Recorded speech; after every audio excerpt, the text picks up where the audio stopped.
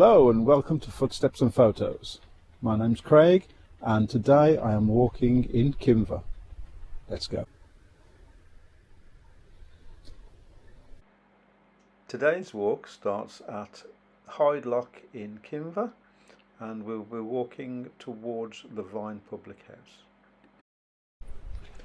Hyde Lock and the cottage is a lovely little scene, particularly with the autumn colours, so this is where I'm going to be taking my first shot of the day.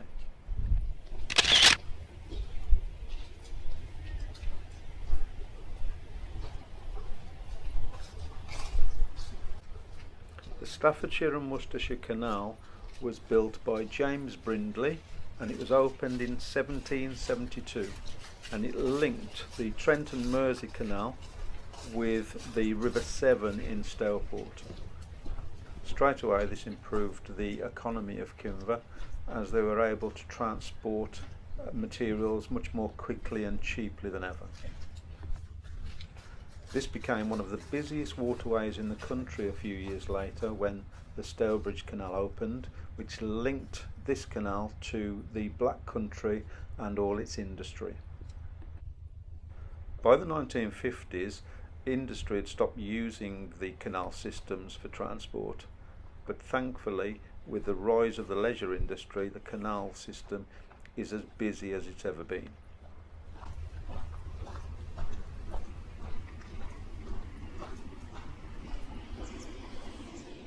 With the steps leading you across the bridge to the cottage, the scene looks just as good from this direction.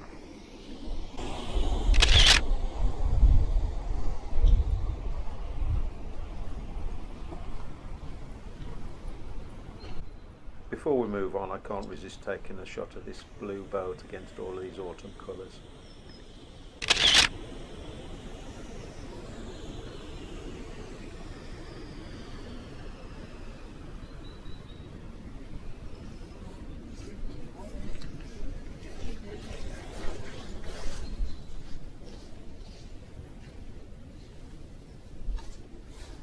Kinver has had many different versions of its name over the years.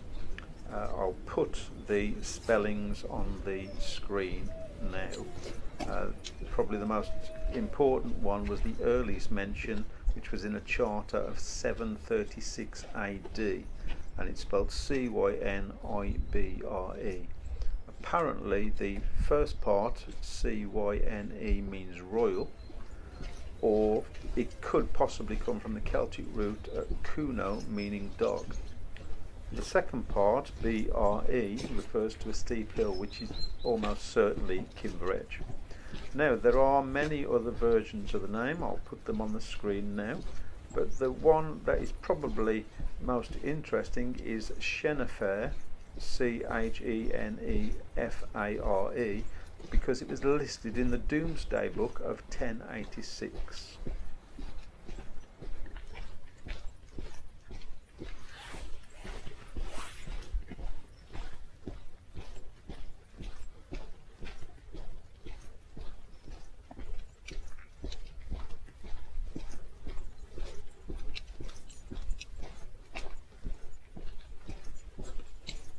For those people not familiar with the area, Kinver is a large village of about 8,000 people, and it's situated in South Staffordshire in the middle of England. Its nearest towns are Stourbridge in the West Midlands, Kidderminster in Worcestershire and Bridgnorth in Shropshire. We'll now continue along the canal towards the Vine and the village.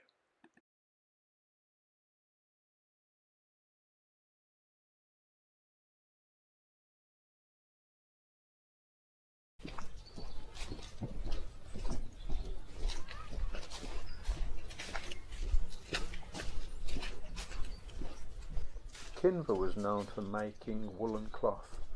This used the flow of the Stour River, just to our right here, for its fulling mills and for the dyeing process. From the early 17th century, the power of the river was used in the slitting mills. These slit bars of iron into thin rods that could then be made into nails in the nearby Black Country. We'll now push on to our next stop along the canal. In front of us we can just see St Peter's Church. This is on the hilltop above the village, and the current church dates from the 12th century. I'm not going to say anything else about that today, as I will be visiting this church in a future video. We'll now continue along until we get to the vine.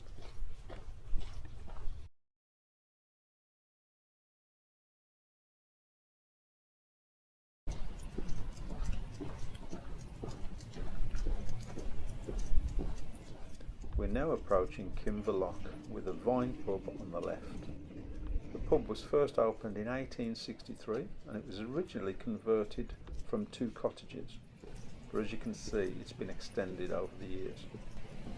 At the time there was another pub called the Lock Inn. This was opposite and has now been demolished.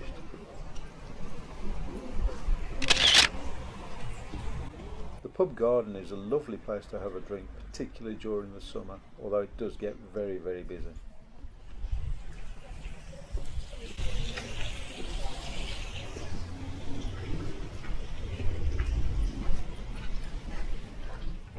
I'll just walk under the bridge now to the other side just to see if I can get a shot of the vine looking back.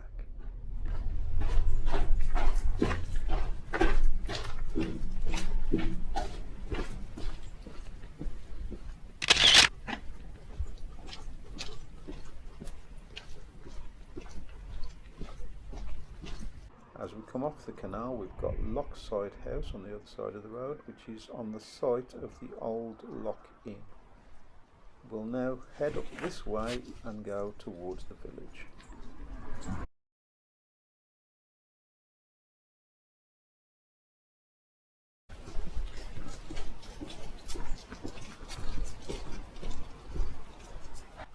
As we cross the bridge, we get another lovely view of the River Stour before we move on to our next point of interest, which is at Stag Corner.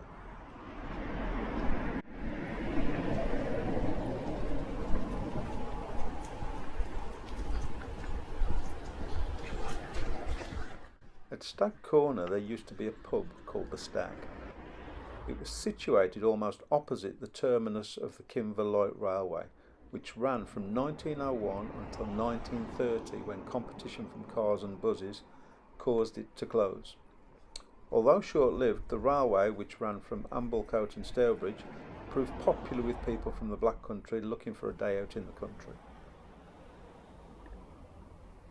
And this is what Stag Corner looks like today. We'll just cross the road and head up the Holloway for a short detour before heading into the High Street.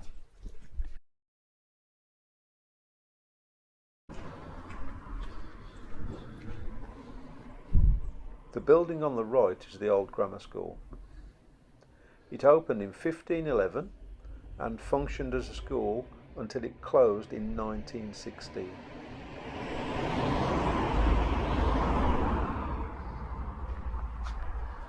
The Cross Inn on the left dates back to the 1800s. It's a Black Country Ales pub which serves good beer and they do lovely cobs, but I particularly like the hot pork sandwiches they serve on Saturdays and Sundays.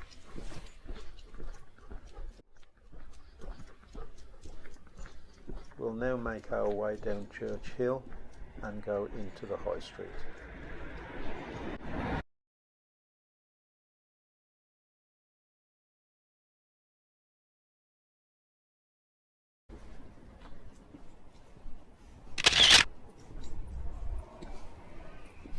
As we enter the High Street, you can see these signs giving 2 of the early names for Kinver.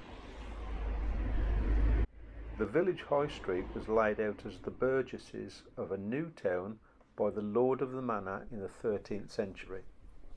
On the left here was the site of the 16th century burgesses' manor. As you can see, the name has been kept for what is now sheltered accommodation.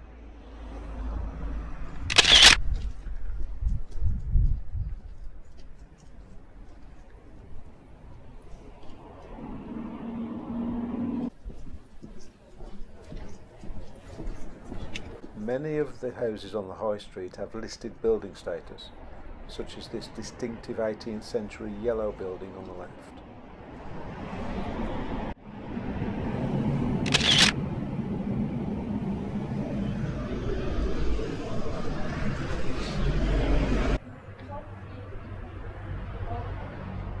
These timber frame buildings date from the 17th century. Although recent restoration includes some rebuilding in brick and tiled roof, they still look amazing.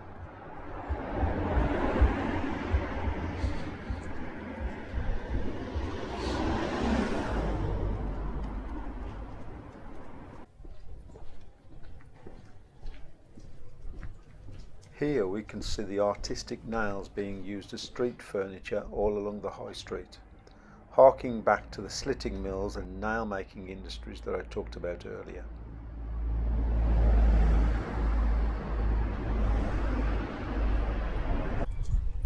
Here we have the Kinver Constitutional Club, built on the site of the Green Dragon Hotel, which was first licensed in 1718.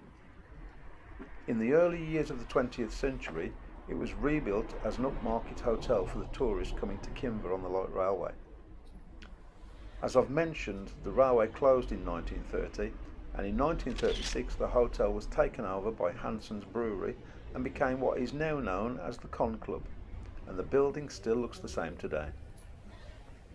Interestingly, on the blue plaque it states that there was a World War II factory at the rear of the club. You don't see many of these old red telephone boxes anymore, and this one's still working.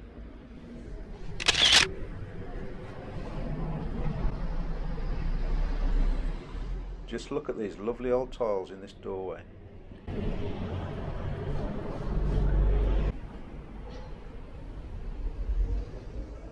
This distinctive building houses Bill's Pharmacy, which has been trading in Kinver for about 150 years. The estate agents, Eden Metcalf, is where the village post office used to be.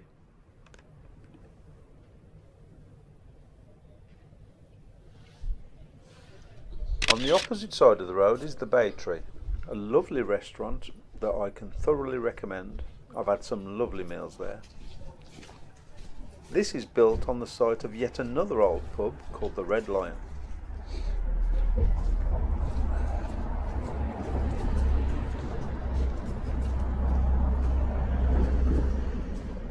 Moving along the road we come to the White Hart, which dates from the 14th century and has licensed premises from 1605. The name comes from the old word for a mature stag, and the White Hart was the personal badge of Richard II.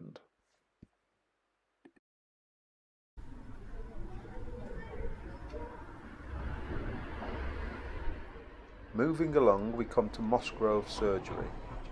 Not surprising for such a lovely village, Kinver has been voted best kept village an impressive 13 times between 1985 and 2016. The surgery was built on the site of a cinema called the Kinema Theatre, which was opened in 1921 with the silent movie Queen of the Sea. It was closed in 1930 as it was unable to upgrade with sound equipment. It lay empty and unused until September 1939 when, at the outbreak of World War II, it was converted into a fire station, with the front of the building removed and replaced by large doors to accommodate the fire engines. After the end of the war in 1945, the building became unused until the Kinema Theatre reopened in 1956, but it closed again in August 1961. Eventually it was demolished in 1964, where the current health clinic was built on the site.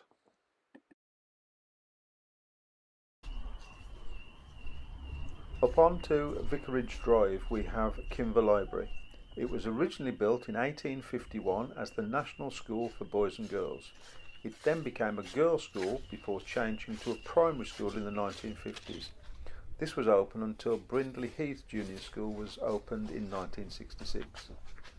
A branch of the County Library was opened in 1967, And now Kinver Community Library Limited and their dedicated band of volunteers has been successfully running the library since early 2017.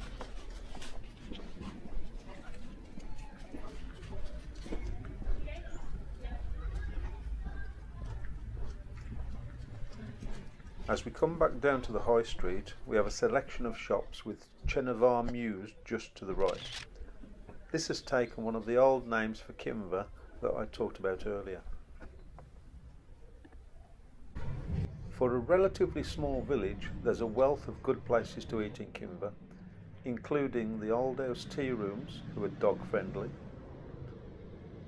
Bacci, an Italian restaurant, and my personal favourite, the Kinver Tandoori, just along the road here.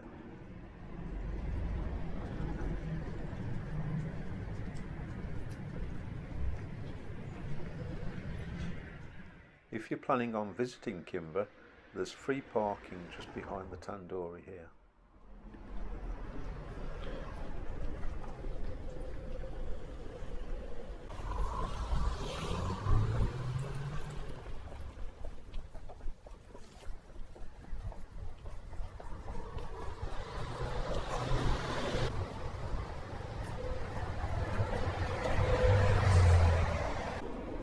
The Plough and Harrow, known locally as the Steps, was first recorded in 1814 and has been owned by several breweries over the years before it was bought by Batham's, a Black Country brewery, in 1953.